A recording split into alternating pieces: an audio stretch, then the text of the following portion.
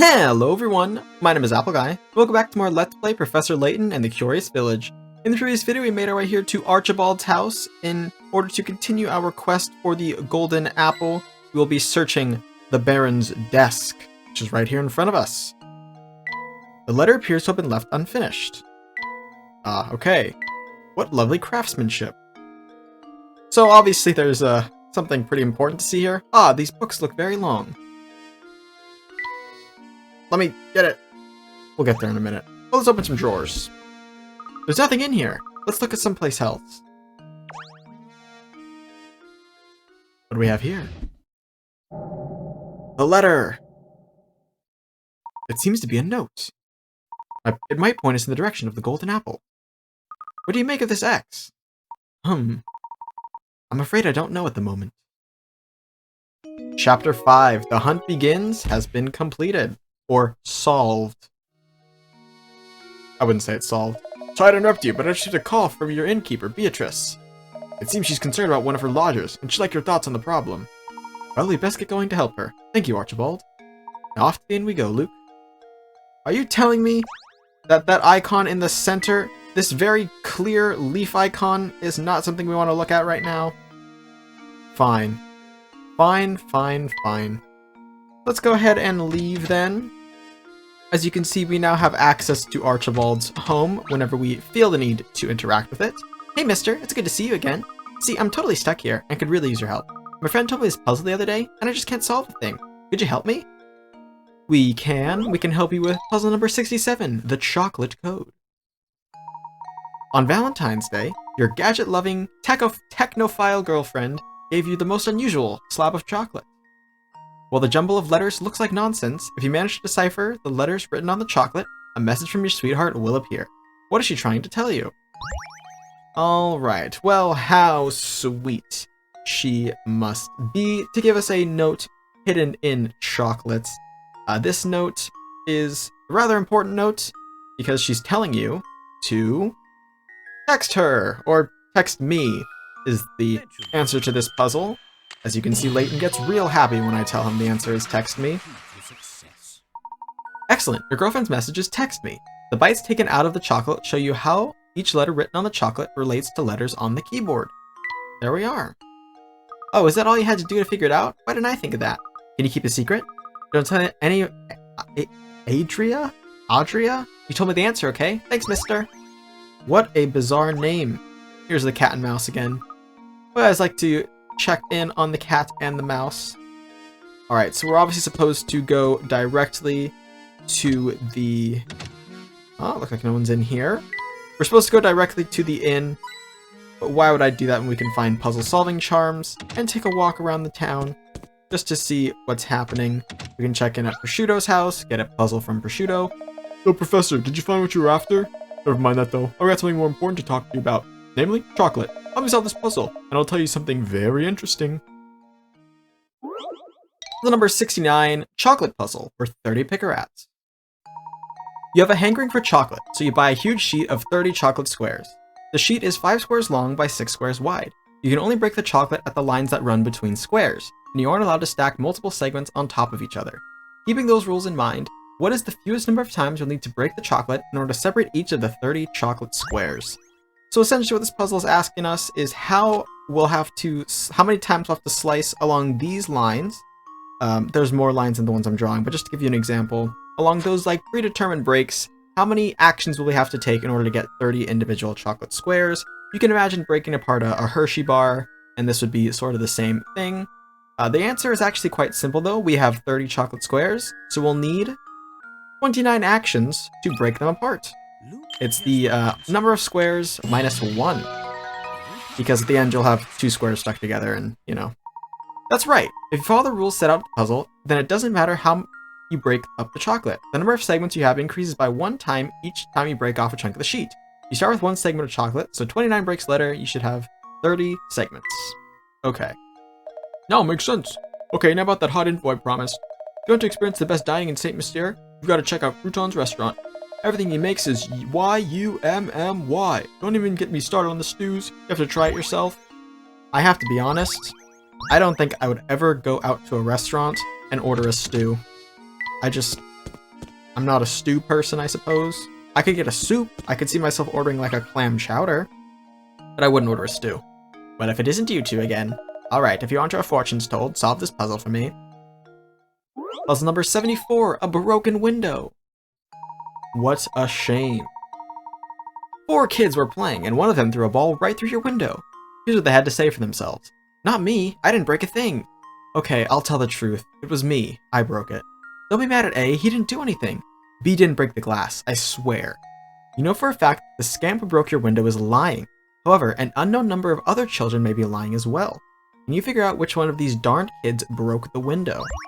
So sometimes we have to figure out the person who's lying. In this case, a lot of these kids are probably lying. However, that is not important. We just need to find the one who did break the window. So we have to look at these testimonies and sort of work backwards with that. A says, not me, I didn't break a thing. B says, okay, I'll tell the truth. It was me, I broke it. Don't be mad at A, he didn't do anything. B didn't break the glass, I swear. Okay, so B and D are sort of interacting with each other. Their statements contradict each other or relate to each other. And we'll say that C and A also interact each other. Essentially, if A is lying, then C is also lying. And if B is lying, then D would technically be telling the truth. So we're going to have to sort of parse all this out. If you think about it long enough, you'll come to the conclusion that A is the child who broke the window, which is no good. He will not have to pay from his allowance. Good job. B and C were also lying about what happened, even though they themselves didn't break the glass. Make sure you give those two a good scolding as well. Yes, we don't want to lie. There's going to be a doozy of a rainstorm tomorrow. Hang your wash inside if you want it to dry. Thanks for the information. And we'll also chat with Giuseppe. Oh, a customer! Well, welcome, welcome. I have some great deals on sausage today, and my skirts that can make any plate a fashion plate. Har har. Sorry to disappoint you, sir. We did not come here to shop. And here I was thinking I was gonna reel in a big sale. You got a hungry look about you, you know. Well, if I can't assist you with any of my fine meat products, can I at least tempt you with a puzzle? He can tempt us with puzzle number 71. A sausage thief. Somebody ate the butcher's sausages. Here's what the 4 boys had to say.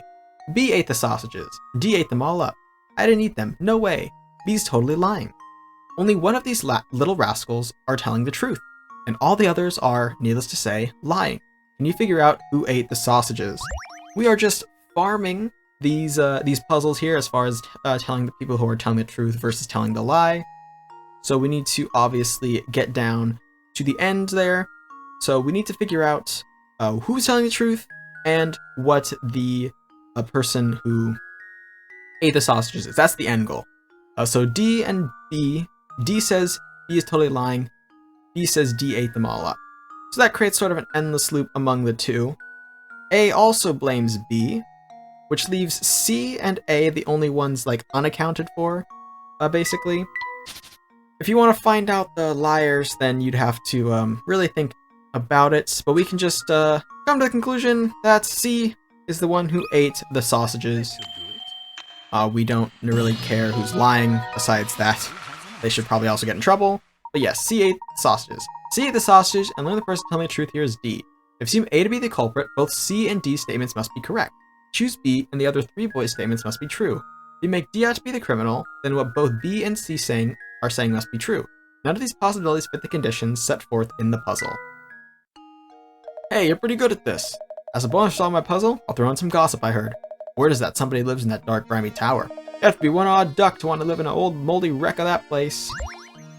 Yeah, well, you know, you people are a weird folk in St. Mystere.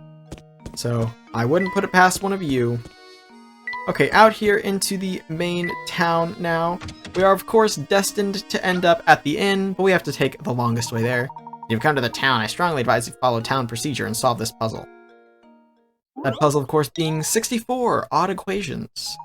Oh no, it looks as someone has been writing nonsense on the blackboard again. Turns out, though, under certain conditions, these strange equations are actually correct. 8 minus 6 equals 2. 8 plus 6 also equals 2. Assuming the above to be true, what does 7 plus 6 equal? Ladies and gentlemen, what we are dealing with here is a puzzle relevant to time. Time is what allows these statements to be true. 8 o'clock minus 6 hours gives you 2 o'clock. That would be 2 o'clock, we'll say p.m.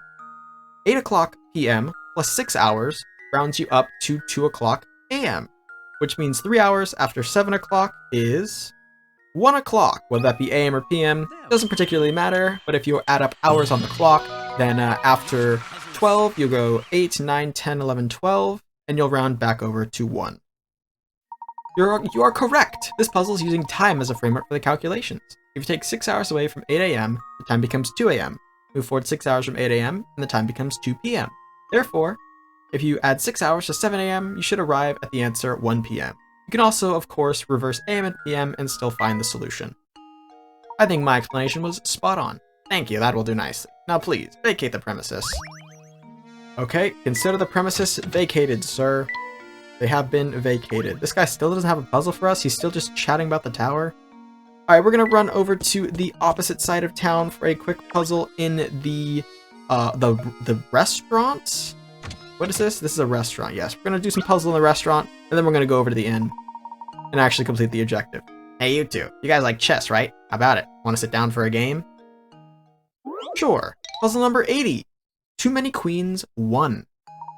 The 1, of course, means there will be more Too Many Queens puzzles in the future.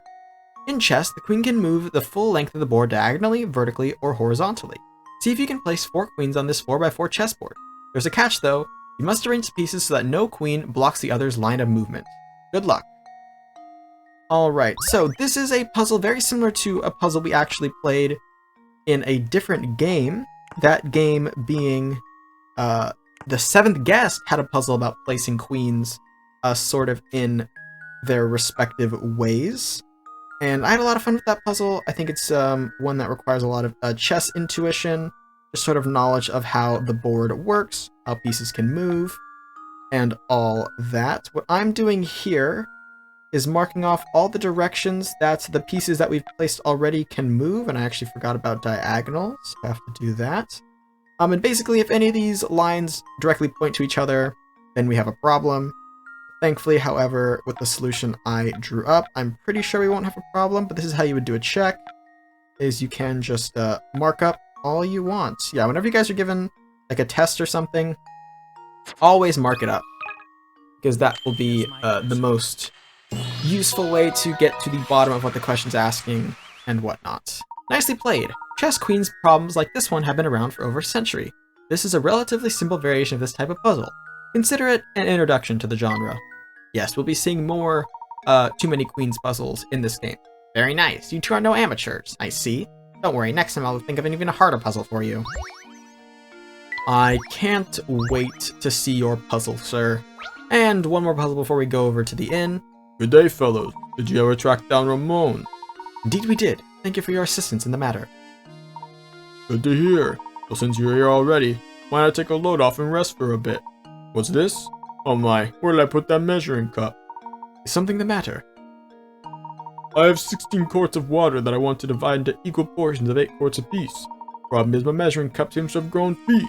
Can you think of a way I could use these 7 and 9 quart pitchers to divide things up? That's right, ladies and gentlemen. Puzzle number 78 is water pitchers, which is, of course, another divide the things into smaller things, and those smaller things will be necessary to solve. It's this puzzle again. We love this puzzle. We hate this puzzle. It rounds us into all sorts of random loops where we just chase our tails for a little while. Okay, so I can get 5 into this one and 9 into that one. If I put 2 into this one, that leaves me with the... Oh, that's 7s. I don't really want 7s. What am I searching for? I'm looking for 8. Okay, I looked up the solution. Let's be honest. I looked up the solution. This is the solution, and now I'm using the solution in order to find the solution. Because this will allow me to not go crazy. And by go crazy, of course, I mean that I will not find myself freaking out. Okay, so what do I do now? I have a 9 here. I have a 3, a 9, and a 4. What do I do with a 3, a 9, and a 4? Probably top that one off. A 3, a 6, and a 7. Okay, and then that one goes into here. That one goes to there. This one goes to here. And then to there.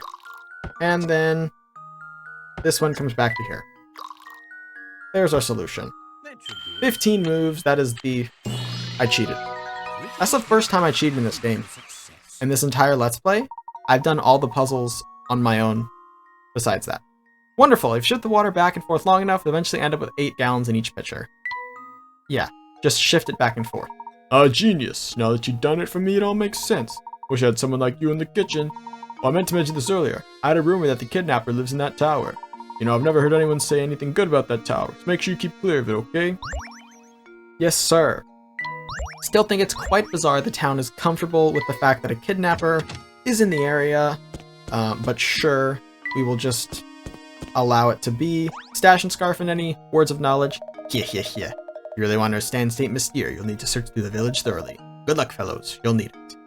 Thank you, Stash and Scarf. I didn't mean to talk to you again. I meant to click the shoe, because I'm trying to enter the inn, but I can just click on the inn and talk to Beatrice, per her request. Welcome back, Professor. I've been waiting to see you return. Thank you. Is there something you might wish to discuss with me? Oh my, yes. Listen to this. One of my guests here just performed a doze and dash routine on me. The man's gone, and so are all his things. I'd like you to bring him back.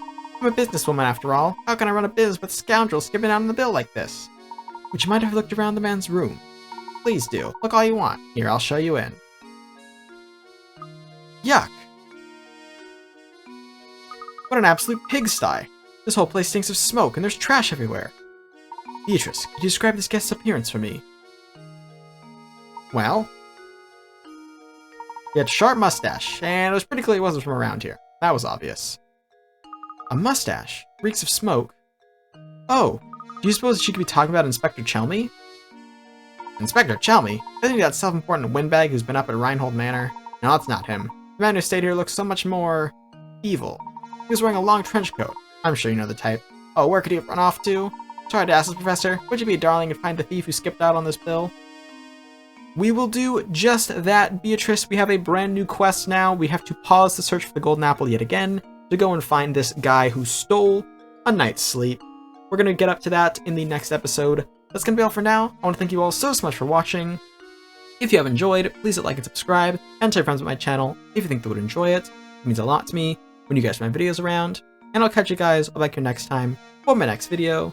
Until then, as always, take care.